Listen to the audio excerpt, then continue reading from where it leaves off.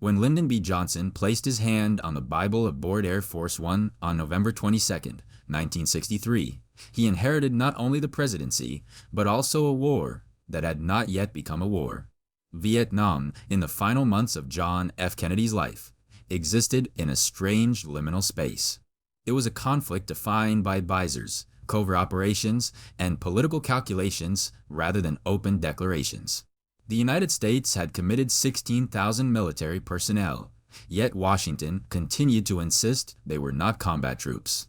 South Vietnam was officially an ally, yet its government was unstable, riven with factionalism, and dependent on American support to survive even a month. Kennedy's approach to this fragile landscape was shaped by his awareness of how little room he had for error. The Bay of Pigs, Laos, and the Cuban Missile Crisis had taught him that military escalations rarely unfolded as expected. He grew increasingly skeptical of military advice and increasingly resentful of the pressures exerted by his own national security establishment. By 1963, his strategy had shifted into an internal tug-of-war. One part of his administration pushed for deeper commitment. The other quietly developed plans to reduce the U.S. footprint. Kennedy, ever conscious of political optics, never allowed those intentions to become explicit policy. But internal memos, advisors' testimony, and classified directives reveal a president attempting to chart a path out of the conflict without publicly acknowledging the change. Johnson inherited the paper trail. He also inherited the political environment that had shaped it, but unlike Kennedy, he interpreted the evidence differently. What Kennedy saw as a potential exit, Johnson saw as a dangerous ambiguity he could not afford. He came to office convinced that his survival in 1964 depended on stability, political, economic, and geopolitical. The world he stepped into was one where perceptions mattered as much as facts. A sudden shift in Vietnam policy, even one quietly initiated by his predecessor, risked signaling weakness to adversaries and instability to allies. Johnson, who spent decades navigating legislative politics, understood the cost of appearing indecisive. At the heart of the transition between administrations lay a single document, National Security Action Memorandum 263, signed in October 1963. It outlined the initial withdrawal of 1,000 American personnel by the end of the year, with further reductions anticipated if South Vietnam's internal situation improved. To Kennedy, the memorandum represented a cautious pivot toward de-escalation. It was deliberately constructed to maintain flexibility, providing political cover for the administration while hinting at a long-term disengagement strategy. But the document was fragile. Its provisions depended on the stability of South Vietnam's leadership, yet the government had imploded only weeks after its signing. The overthrow and assassination of Lyndon B. in early November 1963 shocked Washington. The coup, carried out with tacit American approval, destabilized the entire foundation of U.S. policy. Kennedy did not live long enough to see the consequences unfold, but Johnson faced them immediately.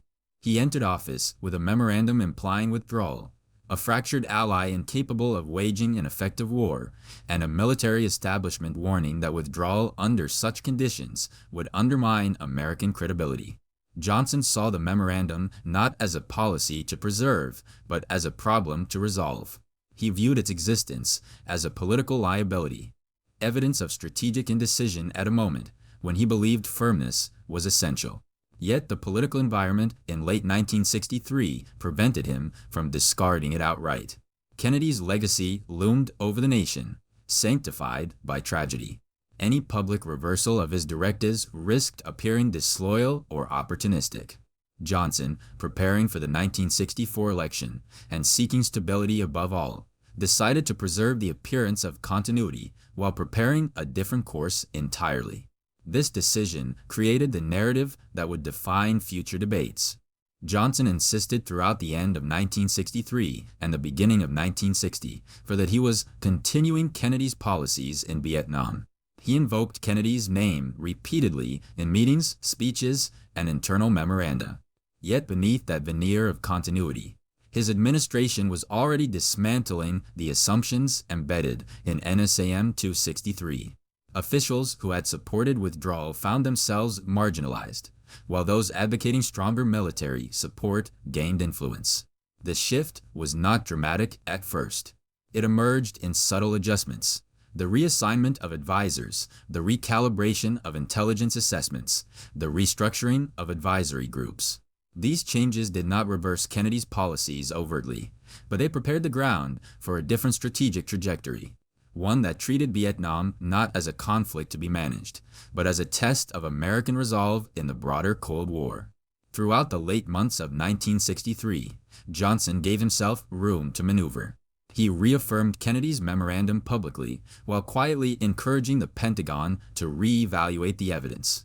He insisted he was committed to Kennedy's timetable while asking intelligence agencies whether the timetable was realistic. This dual-track approach served a political purpose, maintaining loyalty to Kennedy's memory while giving Johnson the flexibility to alter the trajectory of U.S. involvement. The military welcomed his posture. They interpreted his willingness to reconsider withdrawal as a sign of stronger resolve. For years, many senior officers had believed that the U.S. could not allow South Vietnam to collapse without jeopardizing global credibility. Under Kennedy, they had been constrained by skepticism and by memories of the Bay of Pigs and Cuba. Under Johnson, they felt the possibility of a freer hand. The question of whether Kennedy intended a full withdrawal remains debated among historians. Some point to private conversations, notes from advisors, and classified reports indicating he wanted out. Others note that Kennedy rarely turned such intentions into binding policy, and that his public stance remained firmly committed to South Vietnam's defense. What is certain, however, is that Johnson interpreted the policy environment through a different lens. He saw ambiguity as dangerous and flexibility as weakness. In his mind, Kennedy's approach lacked the clarity necessary to withstand the pressures of Cold War geopolitics. Thus emerged the foundation for the divergence in their strategies. Johnson did not necessarily destroy Kennedy's plans out of malice or personal ambition. Rather, he saw them as incompatible with the political reality he faced. But in preserving the illusion of continuity, invoking Kennedy while reshaping the policy, he created a historical narrative that would later fuel accusations of deception. In the final weeks of 1963, as Johnson prepared his first full year as president, he stood at the crossroads of two interpretations of Vietnam. One was the path Kennedy had begun: cautious disengagement, conditional withdrawal, and skepticism toward escalation. The other was the path Johnson increasingly believed necessary: deeper involvement to maintain credibility, stability, and political control. Only one of those paths would survive into 1964. In early 1964, Lyndon B. Johnson began the slow process of re-engineering the architecture of U.S. policy in Vietnam. This process did not resemble a sudden break with his predecessor. There was no dramatic reversal, no explicit renunciation of Kennedy's intentions. Instead, Johnson's approach operated through incremental shifts: changes in personnel, alterations to intelligence evaluation, structural reorganizations in advisory bodies, and a subtle reframing of what constituted continuity. The key to Johnson's transformation lay in understanding that political continuity did not require strategic continuity. By invoking Kennedy's name and citing the documents the administration inherited, Johnson created an appearance of stability while quietly redirecting the underlying trajectory. To the broader public and even many members of Congress, the message was simple: the new president was honoring the legacy of the fallen leader. But within the national security bureaucracy, the tone shifted rapidly. Johnson's emphasis on credibility, global perception, and the dangers of appearing weak in the Cold War signaled what was coming. One of Johnson's earliest and most consequential decisions was to elevate the influence of the Joint Chiefs of Staff. Kennedy had kept the chiefs at arm's length, skeptical of their strategic optimism and frustrated by their inability to produce actionable, realistic plans for counterinsurgency.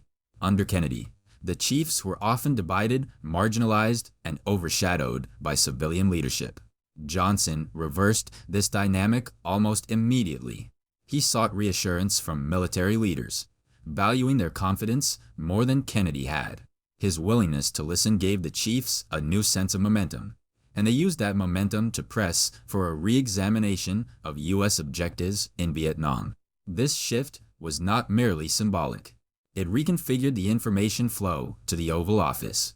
Intelligence assessments that had been filtered through layers of skepticism under Kennedy were now delivered with more weight.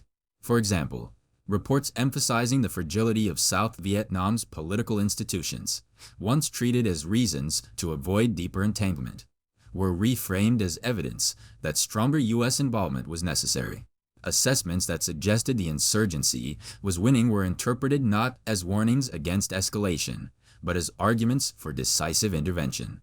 Johnson's aides noticed the transformation early. The people Kennedy had relied on for restraint, such as Undersecretary of State George Ball, who warned repeatedly against deeper involvement, found themselves isolated. Meanwhile, officials who believed in heavier military commitments gained proximity to the new president. McGeorge Bundy's role expanded. Robert McNamara, whose relationship with Kennedy had been complex and evolving, became a central figure in shaping Johnson's thinking. McNamara brought with him a technocratic certainty that appealed to Johnson, the belief that war could be controlled, measured, and optimized. A critical turning point came with National Security Action Memorandum 273, signed by Johnson on November 26, 1963, just 4 days after Kennedy's assassination. The document outwardly reaffirmed the earlier directive, NSAM 263, and the withdrawal of 1,000 personnel. But several subtle changes reversed Kennedy's underlying assumptions. NSAM 273 expanded the U.S. commitment to assist South Vietnam in winning its struggle, shifting the language from advisory to operational support. It signaled a more aggressive stance toward targets in North Vietnam and authorized planning for pressure campaigns that Kennedy had previously resisted. These changes were small but decisive. Johnson used Kennedy's name to validate a new policy direction. He did not claim that Kennedy would have escalated the war. Instead, he claimed that he was simply continuing what Kennedy had started. This rhetorical positioning allowed Johnson to restructure policy without appearing to break from his predecessor. In public, continuity became a political shield. In private, it became a tool for transformation. The deeper reasons behind Johnson's shift were rooted not only in geopolitics, but also in domestic political calculation. Johnson had inherited a country shocked by assassination and fearful of instability. He viewed Vietnam through the lens of American politics more than global strategy. He believed that any sign of withdrawal would expose him to attacks from Republicans in the 1964 election. Figures like Barry Goldwater were already arguing that Kennedy had been weak in foreign policy. Johnson determined that he would not allow himself to be framed as the president who lost Vietnam. That fear shaped his decisions. It drove him to adopt a tougher posture than Kennedy in order to inoculate himself against accusations of weakness. What Kennedy had seen as a problem to escape, Johnson saw as a test he could not afford to fail. The political psychology of the early Cold War, where every regional conflict was framed as a measure of American resolve, created a powerful reinforcement loop. Johnson did not want to escalate militarily. He wanted to avoid the political consequences of appearing indecisive. Johnson's insecurity was amplified by the fragile state of South Vietnam itself. The post-Diem leadership fractured almost immediately, producing a revolving door of generals, each struggling to impose authority. Where Kennedy had seen these coups as evidence of the need for caution, Johnson interpreted them as a sign that more active U.S. involvement was essential. His belief in the necessity of control, something deeply rooted in his political instincts, made him uneasy with ambiguity. Weak allies, in his view, required stronger support. He interpreted instability as a challenge to be met by assertive action. This interpretation positioned Johnson at odds with the withdrawal track Kennedy had initiated in 1963. Johnson did not explicitly reject withdrawal. He simply reframed the conditions under which it could occur. Those conditions, political stability, territorial security, military momentum, became goals that were both unattainable and indefinitely extendable. By setting criteria that could never be met, he preserved the appearance of continuity while effectively nullifying Kennedy's intention. Another critical factor in Johnson's reversal was his belief in the domino theory, the Cold War assumption that if one nation fell to communism, neighboring states would follow. Kennedy had grown skeptical of the theory by the end of his presidency, seeing Vietnam increasingly as a regional civil conflict rather than a global pivot point. Johnson, however, believed strongly in the domino logic. In his worldview, a loss in Vietnam would signal weakness to Moscow and Beijing, encourage further instability in Asia, and endanger America's global credibility. This belief contributed to Johnson's conviction that withdrawal, even a conditional withdrawal such as Kennedy had planned, would be interpreted as surrender. He viewed the war less through the specifics of Vietnam and more through the abstractions of global reputation. In the logic of Cold War geopolitics, perception often outweighed strategy. Johnson, highly tuned to political optics, internalized this perspective. By mid-1964, the contrast between the two administrations had grown stark. Kennedy's approach, ambiguous and cautious, operated at the margins of policy. Johnson's approach increasingly sought clarity, resolution, and control. He did not yet seek full-scale military intervention, but the path toward it was being constructed quietly through legal frameworks, advisory, group restructuring, and subtle escalations in covert operations. The pivotal moment that operationalized these changes came in the summer of 1964 with the Gulf of Tonkin incident. Though the details remain contested, the political consequences were immediate. Johnson used the incident to secure congressional authorization for military action without formally declaring war. The Tonkin Resolution, passed with overwhelming support, granted him broad authority to take all necessary measures to defend South Vietnam. It became the legal foundation for the full-scale war that followed. Importantly, Johnson framed the resolution as consistent with Kennedy's policies. He portrayed the escalation as a logical continuation of Kennedy's commitment to South Vietnam's defense. This claim reinforced the narrative that Johnson was honoring Kennedy's legacy, even as he quietly dismantled the underlying structure of Kennedy's strategy. By the end of 1964, Johnson had created a political environment where escalation appeared inevitable. The narrative of continuity had been preserved, but the substance had been transformed. Kennedy's Vietnam plans, ambiguous, cautious, and potentially oriented toward withdrawal, had been replaced by Johnson's belief in decisive action. Yet Johnson still insisted, publicly and privately, that he was simply fulfilling Kennedy's intentions. The contradiction between appearance and reality deepened, and, as the war intensified, the cost of that contradiction would become a central question for the next 2 decades. By early 1965, the divergence between Kennedy's late 1963 framework and Johnson's evolving Vietnam strategy had reached a point of no return. What had begun as subtle recalibration, small shifts in tone, emphasis, and advisory influence, was now hardening into a fundamentally different understanding of America's role in Southeast Asia. Yet Johnson still maintained the language of continuity. He continued to invoke Kennedy as the architect of the position the United States now found itself in, insisting that he was following a path laid out before him. In public, the claim served a political purpose. In private, it smoothed the internal contradictions of a policy built on a foundation that no longer existed. The underlying structure of U.S. South Vietnamese relations was collapsing.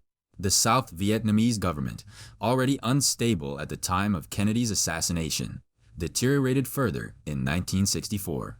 A succession of military juntas replaced one another in a cycle of coups that undermined any coherent counterinsurgency strategy. Where Kennedy had seen these fractures as evidence that the U.S. should avoid deeper entanglement, Johnson interpreted them as justification for assuming more direct control. He feared that without American intervention, South Vietnam would dissolve entirely, creating a crisis of credibility at the height of the Cold War. What made this period so transformative was not a single decision, but the accumulation of bureaucratic momentum. Intelligence reports became increasingly pessimistic about South Vietnam's ability to defend itself. The insurgency expanded across rural provinces, undermining government control. American advisors in the field reported mounting losses. Johnson absorbed these assessments not as cautionary warnings, but as pressure to act. He felt besieged by a sense that the situation was spiraling, and that only decisive action could prevent disaster. This belief was reinforced by his closest advisors. McNamara, Bundy, and other senior officials repeatedly framed Vietnam as a test case of American reliability. Their arguments were couched in the logic of a Cold War. If Vietnam fell, allies might doubt U.S. commitments. Adversaries might interpret Washington's restraint as weakness. Where Kennedy had approached such assessments with skepticism, Johnson saw them as confirmation of his own fears. His leadership style, marked by a desire for control, aversion to uncertainty, and acute sensitivity to political vulnerability, amplified the sense of urgency. As Johnson's worldview hardened, Kennedy's 1963 withdrawal plan became increasingly incompatible with the new strategic environment. By the time Johnson authorized the first retaliatory airstrikes in early 1965, the conditions necessary for any form of withdrawal, as Kennedy had imagined it, had evaporated. The U.S. was no longer dealing with a limited advisory mission, but with a deteriorating ally incapable of independent action. Johnson viewed this collapse not as a signal to disengage, but as evidence of the dire consequences of hesitation. In February 1965, the Viet Cong attacked the U.S. barracks at Pleiku, killing and wounding several Americans. The attack created an inflection point. Johnson treated it not merely as a tactical incident, but as a strategic provocation demanding a major response.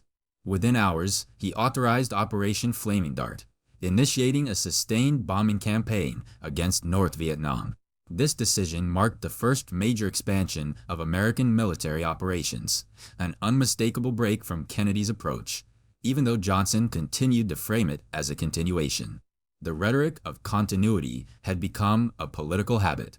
Johnson frequently claimed that he had inherited a situation that left him no choice but to escalate. Yet the documents Kennedy left behind offered ambiguity, not inevitability. Kennedy had never authorized a bombing campaign against the North. He had never agreed to deploy combat troops. His strategic framework presupposed conditional withdrawal, not open-ended commitment. Johnson, however, transformed these conditionalities into criteria for deeper involvement. Stability became a prerequisite for withdrawal, even though instability was the very reason the war seemed unwinnable. This inversion of logic was central to Johnson's policy. He insisted that America must not withdraw because South Vietnam was at risk, but this risk ensured that withdrawal could never occur. It was a circular reasoning that transformed Kennedy's tentative exit into Johnson's indefinite escalation. The internal deliberations of early 1965 further exposed the growing chasm between the two eras. As the insurgency intensified, senior military leaders pressed for the deployment of combat troops. Johnson hesitated, not because he saw an alternative, but because he feared domestic political repercussions. He did not want to be the first American president to introduce ground forces into Southeast Asia, yet he viewed the collapse of South Vietnam as a far greater political liability. The cognitive dissonance grew. Johnson told the public that escalation was necessary to defend freedom. He told Congress that the war's purpose was to resist aggression. He told advisors that credibility was at stake. Yet the legal justification remained the Tonkin Resolution, an authorization based on ambiguous events, not a formal declaration of war. Had Kennedy lived, it is unclear whether he would have accepted such an expansive interpretation of that authorization. Johnson embraced it fully. By March 1965, when the first U.S. Marine combat units landed in Da Nang, the transformation was complete. What had begun under Kennedy as a shadow war of advisors and covert missions became, under Johnson, a conventional war with American ground troops defending strategic positions. The presence of combat troops fundamentally altered the relationship between the U.S. and South Vietnam. American soldiers were no longer assistants. They were now primary combatants. Yet even as Johnson crossed this threshold, he still argued, forcefully and repeatedly, that he was carrying out a trajectory set by Kennedy. The irony was profound. Kennedy had spent the final months of his presidency attempting to limit American involvement, seeking ways to decrease the footprint without appearing weak. Johnson, confronting the same environment, expanded the footprint precisely to avoid the appearance of weakness. This contradiction permeated the bureaucracy. Johnson's insistence that he was finishing what Kennedy started exerted a powerful influence on subordinates. It softened internal dissent, especially from civilian advisors who might otherwise have challenged escalation more directly. It made recourse to Kennedy's record difficult, because Johnson's narrative positioned any criticism as an attack on continuity and stability. The internal dissent that persisted, primarily from George Ball and a handful of analysts, remained buried within classified memos. Their warnings went largely unheeded. Johnson did not want a debate about Kennedy's actual intentions. He wanted a narrative that simplified the complexities of succession, a story in which the new president honored the legacy of the fallen leader by doing what was necessary to defend American commitments. As the war expanded, the gap between this narrative and the emerging reality widened. The United States found itself drawn deeper into a conflict with no clear end state, chasing objectives that had never been clearly defined. The costs mounted not only in lives but in political capital. Johnson's belief that escalation would stabilize the region and resolve domestic vulnerabilities proved increasingly illusory. Yet for the next 2 decades, the interpretation Johnson embraced, that he had simply continued Kennedy's path, persisted in various forms. It shaped official statements, political speeches, memoirs, and even early historical accounts. It was only through the gradual release of documents, tapes, and internal memos that the full extent of the divergence became clear. By the end of 1965, the war Johnson had shaped was no longer an extension of Kennedy's vision. It had become a conflict defined by Johnson's fears, instincts, and political imperatives. The turning point had arrived quietly, not in a single moment or decision, but through a series of incremental shifts that accumulated into a drastically different policy. But the most consequential break was yet to come. What began as incremental escalation would soon escalate into a total transformation of America's role in Vietnam, culminating in decisions that would define Johnson's presidency and haunt U.S. politics long after the war ended. By the time Lyndon B. Johnson left office in January 1969, the version of history he had carefully constructed, one in which he was merely fulfilling Kennedy's intentions in Vietnam, had hardened into an official narrative. It appeared in public statements, classified briefings, speeches, and internal memoranda. It shaped congressional debates, diplomatic cables, and the language of policy documents. The war Johnson fought was presented not as a break, but as a continuation. The continuity claimed in 1964 had become a foundational assumption by 1968. This narrative did not survive accidentally. It endured because it served the needs of multiple institutions: the presidency, the military, intelligence agencies, Congress, and even segments of the media. In Washington, narratives that stabilize political legitimacy have a way of resisting revision. The idea that Johnson had inherited Kennedy's path and merely extended it helped deflect responsibility, reduce friction, and maintain cohesion at a time of national crisis. For Johnson, it offered political cover in the early years of escalation. For the institutions that supported the war effort, it legitimized decisions rooted in fear of global instability. But the narrative also endured for a simpler reason: Kennedy was gone. His intentions could be neither defended nor clarified.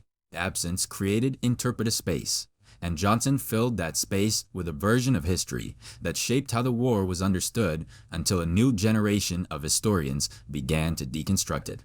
The roots of the 20-year silence can be traced to the immediate aftermath of Kennedy's assassination. Johnson understood, viscerally, that the nation needed emotional stability. He also understood that any visible break with Kennedy's policies in the weeks after Dallas risked portraying him as opportunistic, disloyal, or manipulative. This sensitivity shaped every public statement he made about Vietnam. He positioned himself as the guardian of Kennedy's legacy, repeating that he followed the same course, pursued the same objectives, and honored the same commitments. Political necessity hardened into political instinct. Johnson's early references to continuity were tactical. Later, they became integral to his self-explanation. He needed Kennedy's legacy as shield and justification, both to defend the war and to defend himself. The deeper the U.S. sank into Vietnam, the more essential it became for Johnson to insist that no viable alternative had existed. That escalation was inevitable, predetermined by decisions made before he assumed office. This narrative gained further entrenchment through classified briefings given to Congress in 1964 and 1965. In these briefings, Johnson and his senior advisors repeatedly invoked Kennedy's name to justify expanding the military presence. Legislators, many of whom felt unqualified to contradict national security officials, accepted these claims with little scrutiny.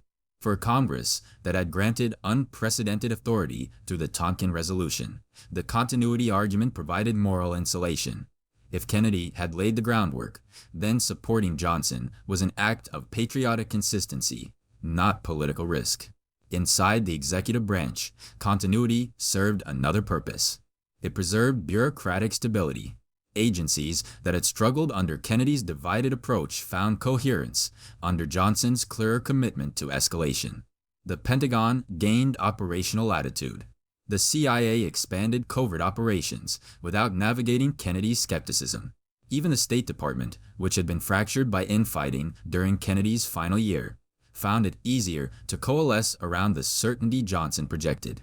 This bureaucratic reinforcement created a feedback loop. Johnson's narrative stabilized the institutions. The institutions reinforced the narrative. The press played an indirect role as well. In the early years of escalation, journalists relied heavily on official briefings for their understanding of Vietnam. They heard the refrain of continuity so often that it became background noise, an assumption embedded in coverage. When reporters wrote that Johnson was continuing Kennedy's policies, they did so not out of dissection, but because the official narrative appeared consistent, coherent, and repeatedly validated by authority. Only later did contradictions become apparent.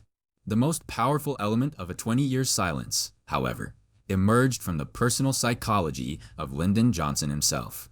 He was a man defined by political insecurity, haunted by the possibility of appearing weak or indecisive. As the war escalated and casualties mounted, the fear that his decisions might be interpreted as deviation from Kennedy's intentions grew unbearable. His insistence on continuity became a shield against moral and historical responsibility. It also became self-deception. Secret White House recordings reveal a president increasingly overwhelmed by doubt and anxiety, yet trapped by decisions already made. Johnson continued to invoke Kennedy long after the justification for doing so had evaporated.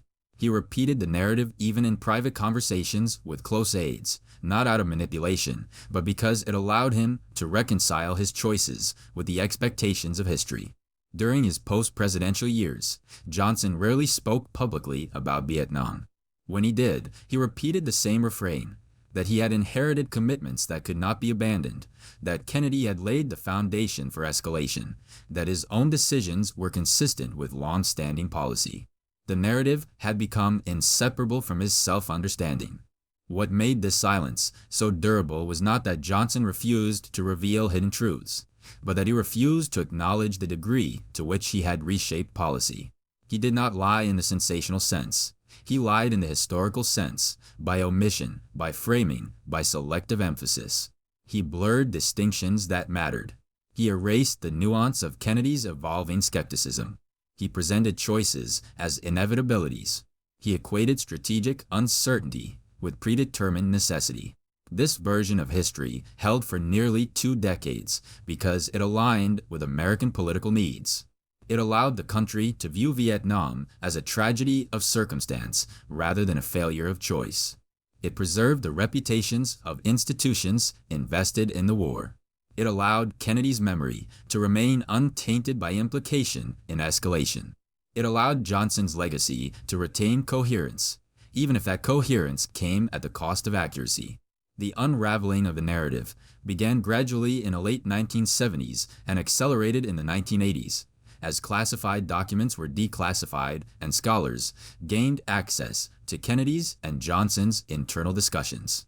Historians noted the stark differences between the two presidents: Kennedy's growing skepticism of military solutions, his tentative withdrawal plan, his resistance to bombing North Vietnam, his discomfort with ground troop deployment. Johnson, by contrast, embraced the logic of escalation early and fully, seeing it as essential to credibility and political survival. New evidence made clear that Johnson had not continued Kennedy's trajectory. He had reversed it. He had not quietly extended a limited commitment. He had transformed a fragile advisory mission into a full-scale war. And he had defended these decisions for decades by invoking a continuity that had never truly existed. The limitations of Johnson's narrative also exposed deeper structural truths about American foreign policy. It revealed how institutional momentum can shape presidential decisions, how political fear can override strategic judgment, and how leaders can conflate personal vulnerability with national interest. With the benefit of hindsight, the divergence between Kennedy and Johnson becomes unmistakable. Kennedy viewed Vietnam as a conflict to be managed cautiously and possibly exited gradually. Johnson viewed it as a test of American credibility that demanded decisive action. The two approaches were not variations of the same policy, but fundamentally different ways of understanding the role of the United States in global politics. The 20-year silence ended not because Johnson confessed or reversed his narrative, but because history caught up with him. Documents spoke where presidents would not. Evidence clarified what public memory had obscured. Analysts reconstructed the decision-making processes that had been hidden behind claims of continuity. In the final accounting, the question is not whether Johnson lied in the conventional sense, but whether he constructed a narrative that made his decisions appear inevitable. He did so because it shielded him politically, protected institutional legitimacy, and preserved the coherence of American Cold War ideology. Yet history eventually exposed the truth. Johnson did not inherit Kennedy's Vietnam plans. He replaced them. And the consequences of that replacement reshaped the fate of two presidencies, the trajectory of American foreign policy, and the understanding of how wars begin not in battlefields, but in decisions made behind closed doors, defended for decades, and unraveled only when the documents of the past finally emerge into the light.